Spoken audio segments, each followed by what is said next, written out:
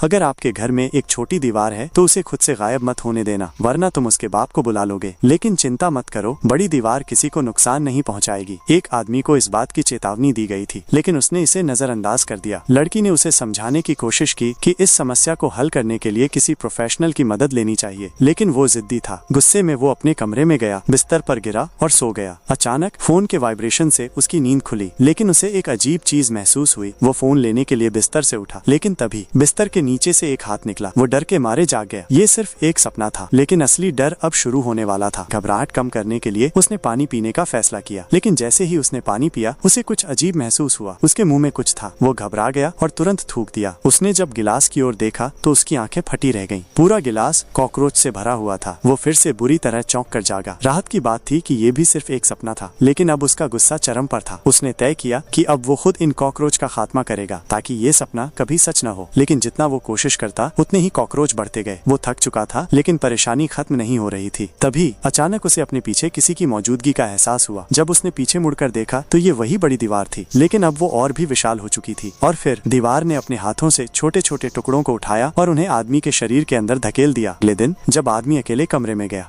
तो उसने जो देखा उससे उसकी रूह कांप गई। आखिर कमरे में ऐसा क्या था? जानने के लिए जुड़े रहिए आकाश एक्सप्लेन शॉर्ट्स के साथ।